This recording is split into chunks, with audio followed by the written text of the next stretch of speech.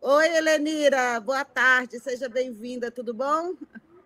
Oi, tudo bom, Yara, Henrique, Miguel? Um prazer estar aqui, desculpem o meu atraso, mas Nada. engarrafamento. Olá, bem-vinda. Bem-vinda. Deixa eu só terminar, o Henrique terminar a análise dele, aí a gente muda de pauta. Diga lá, Henrique, desculpa. Não, ele agora virou caso clássico de alhos com bugalhos. Essa investigação do cartão de vacina, embora grave, não tem nenhuma comparação com o nível de complexidade da ação penal contra ele, instaurada pela tentativa de um golpe de Estado. Ali ele foi acusado de ter introduzido dados falsos no sistema para conseguir uma carteirinha de vacinação para poder viajar para outro país. Isso é sério, no sentido de que ninguém deve cometer crime, muito menos entrando num sistema público de dados, mas não tem nada a ver com o caso do golpe. O caso do golpe é uma questão muito mais eivada de provas, indícios, um inquérito de 884 páginas. Enfim, é uma coisa robusta, né? Mas ele, naturalmente, vai usar dessa malandragem. O que ele quer agora enfim, ele vai usar disso aí, assim como vai usar daquele voto nojento do Fux lá, que fez média, ele vai usar disso também. Ele vai usar tudo que aparecer, ele vai usar agora nesse desespero dele para tentar frear a ação penal. Eu acho difícil que consiga. Helenira, a gente te chamei aqui, né, para a gente poder falar sobre essa questão da Débora do Batom. Eu achei muito pertinente a sua publicação, que você traz um retrato né, do sistema carcerário para a mulher brasileira. Vou até deixar aqui, olha, só um highlight que eu vou passar aqui a palavra para a Helenira. Ela conta que há mais de 30 mil mães encarceradas no Brasil e há quase 1.000 bebês presos com suas mães. Se for para anistiar todas as mães, eu concordo com a anistia para a Débora. E você? E antes de passar, deixa eu só atualizar aqui essa informação, que a PGR ela acabou de se manifestar hoje, Helenira, pela prisão domiciliar da Débora. A defesa dela, na verdade, havia pedido que ela fosse liberada, né? Que ela não respondesse mais nada, mas não, ela participou do golpe, ela vai ficar em prisão domiciliar. Mas eu queria que você falasse sobre essa reflexão que você faz, porque eu acho que a gente pode fazer do limão uma limonada, né? Estão olhando para a Débora, vamos olhar para as outras mulheres também, Helenira? Eu acho que é importante, primeiro, a gente localizar que o bolsonarismo, essa extrema-direita, ela não está interessada em resolver o problema da Débora, muito menos das mães encarceradas. Eles estão usando ela como uma desculpa para tentar criar uma comoção nacional e uma relação de identificação das pessoas com a Débora, que não representa o conjunto de pessoas que estão sendo condenadas pelo golpe, porque essas pessoas, bom, primeiro a maioria é homem, né? Quase 60% é homem. Segundo, entre as mulheres, nem todas são mães, nem todas são lourinhas, bonitinhas, com essa cara comovida, né, que faz esse drama todo. Então, eles estão usando ela como uma figura para tentar conseguir anistia para todos os golpistas. Só que já que eles resolveram ficar condoídos e criar uma comoção nacional em relação ao que de fato é uma tragédia, que uma mulher que é mãe quando ela é encarcerada, e aí a gente precisa lembrar que mais de 60% das mulheres encarceradas são negras e periféricas, né? A maioria delas não tem escolaridade, quase nenhuma, costumam ser uns 64%, e esses dados que eu estou dando são dados de uma pesquisa de 2022, né, mas não há de ter mudado muito. A gente tem aí, no último período de uns 10 anos, o aumento da população carcerária feminina em 7 vezes, quase 7 vezes, 690 e tantos por cento. Então, a gente está falando de mulheres que têm uma situação muito grave e muito pior do que a da Débora, que tem uma estrutura familiar, que tem a mãe dela e outras pessoas da família, que são aí de classe média baixa, que conseguem cuidar das crianças. Muitas vezes, essas outras mulheres encarceradas, na maioria negras, elas são a única pessoa que cuida da família, porque na periferia do Brasil, em várias comunidades, mais de 90% das famílias monoparentais são exclusivamente mulheres. Hoje, no Brasil, na média, o Diese divulgou 52% das famílias já tem uma mulher como arrimo de família. Então, a gente está falando de uma situação em que as crianças ficam totalmente desamparadas. E aí, o que eu estou dizendo é o seguinte, eles estão dizendo que eles querem anistia porque pessoas como a Débora estão sendo condenadas. Não são pessoas como a Débora que estão sendo condenadas. Agora, de verdade, o Brasil tem um problema seríssimo com mulheres encarceradas, em número altíssimo. E, bom, tudo bem, se é, então, para a gente considerar que a maternidade é um elemento atenuante, que devia ser um motivo considerado pelo Estado, principalmente para essas mulheres tão pobres, né, que não tem nada, e que muitas vezes, né, a gente tem vários casos que não são a maioria, porque a maioria das mulheres foi condenada ou está respondendo por processos envolvidos em tráfico de drogas, situação na qual quase todos os casos elas são envolvidas pelos seus familiares, maridos, companheiros, namorados, pais, irmãos. Então, essas mulheres, elas precisam, não tiveram outra estrutura de Estado, não tiveram estudo, e não merecem ser encarceradas. E essa situação dos bebês é particularmente cruel, porque a gente está falando de mulheres que são encarceradas grávidas e que, quando vão parir, primeiro tem várias denúncias de mulheres que são submetidas a um parto onde elas parem algemadas, o que é completamente ilegal, mas acontece com muita frequência. E, além disso, para garantir o direito ao acesso ao leite materno das crianças, as crianças ficam encarceradas com a mãe. Quando tem uma indicação, e aí eu saúdo a decisão do PGR de colocar a Débora em prisão domiciliar, porque, afinal de contas, no caso da maioria das mulheres, existe uma determinação, uma indicação do STF de que, de fato, as mulheres mães possam cumprir suas penas em prisão domiciliar, o que garante que as crianças tenham convivência com a sua mãe. Então, é importante a gente dizer, os bolsonaristas não estão preocupados nem com esta mãe específica, nem com nenhuma mãe encarcerada, eles estão preocupados em livrar a própria pele e estão usando ela para isso. Mas, se o Brasil quiser e passar a se preocupar com a situação dessas 30 mil mulheres, em torno de 30 mil mulheres que estão encarceradas, muitas sem nem condenação, sem crimes, muitas em crimes famélicos, crime de roubar um miojo para dar para os filhos, crime de roubar fralda, que inclusive o próprio STF manteve prisão com o voto do Zanin, que eu não perdoo ele, para manter uma mulher nessa condição presa. Eu acho que a gente tem mesmo que rediscutir essa situação, botar essas mulheres em prisão domiciliar, mas aí a gente vai fazer uma campanha pela anistia das mães, e sem anistia para golpistas. Helenira,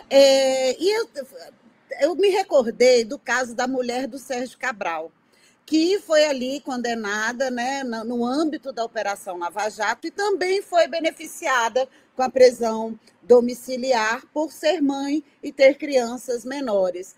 E aí, assim, eu concordo com você, eu acho que a criança, o bem-estar da criança, acho que tem que contar, né, nessa circunstância, mas só mulheres brancas e de classe média, que os filhos só delas que precisam, porque a quantidade, gente, você vê a quantidade de pessoas esquecidas, mulheres esquecidas no sistema prisional, que sequer foram julgadas, tá? Elas estão presas preventivamente. É muito revoltante, Helenira. Assim, então, vamos fazer do limão uma limonada? Não é, tem muitas, tem milhares de Déboras, mas são Déboras que não recebem a visita dos cônjuges, que são abandonadas, que a gente até para pedir mods, a extrema-direita, né, o absorvente, a extrema-direita é contra. Ela acha que mulher encarcerada não tem que receber absorvente. Aí agora a golpista do batom, ela é tratada como um alecrim dourado, é muito revoltante, né, Helenira? Com certeza.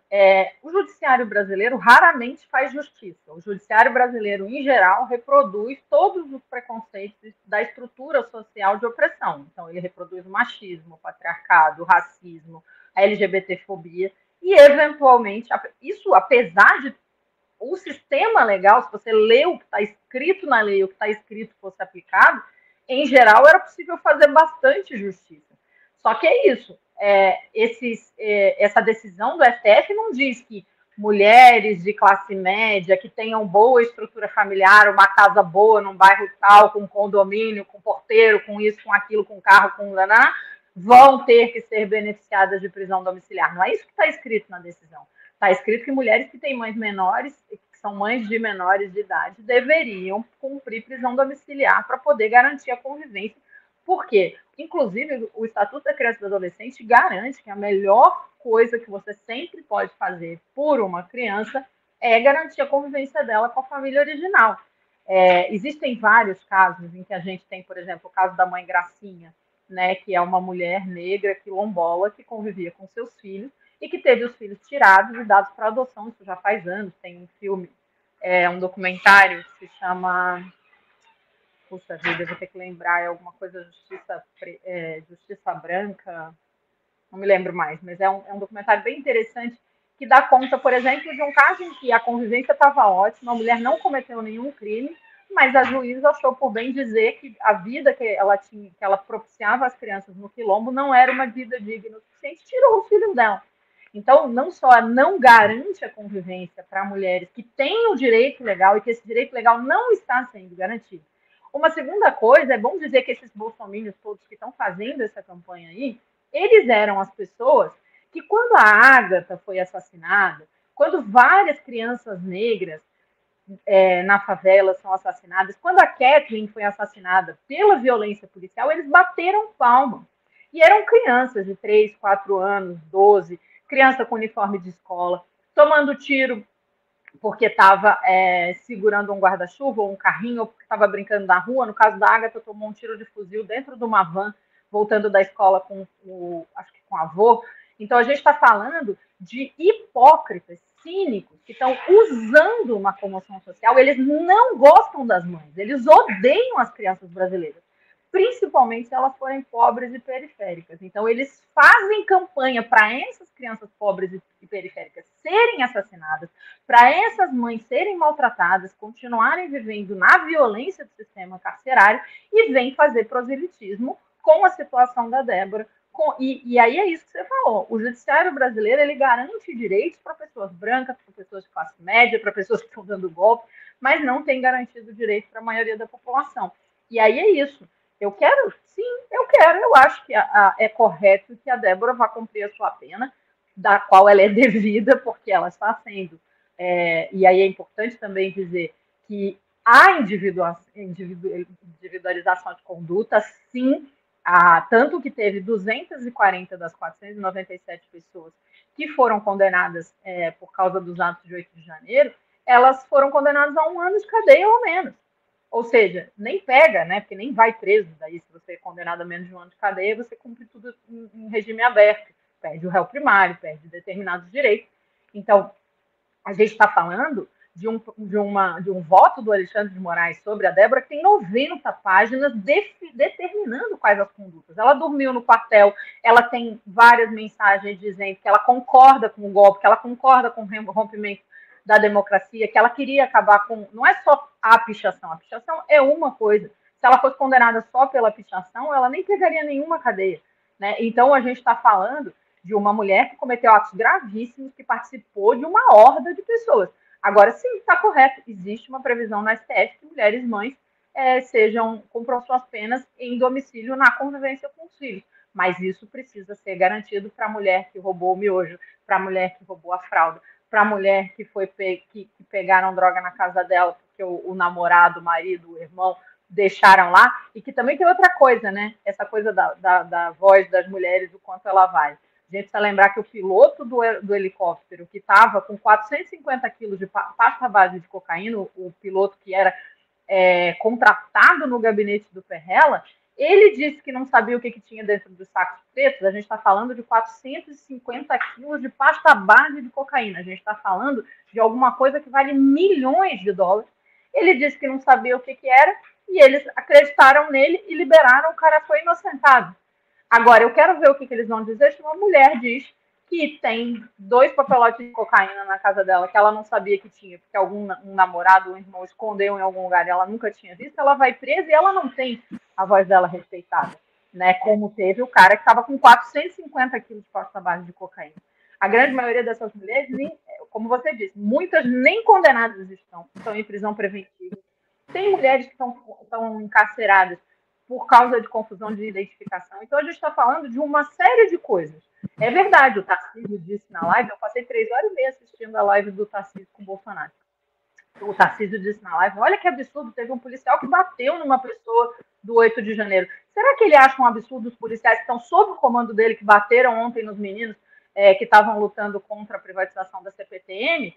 Será que ele acha um absurdo a polícia que está sob o comando dele, que está matando pessoas na periferia em São Paulo, a rodo? Então, será que ele achou um absurdo quando a Ágata foi assassinada por um tiro de fuzil de um policial com 8 anos voltando para casa dentro de uma van? Ele não achou absurdo. Então, a gente precisa mostrar a incoerência, o cinismo, a hipocrisia dessas pessoas e aproveitar, como você disse, para fazer desse limão uma limonada e defender o interesse de mulheres que estão precisando cuidar dos seus filhos, que estão numa situação muito triste e que a gente tem que defendê-las, porque não há ninguém na sociedade falando para essas mulheres.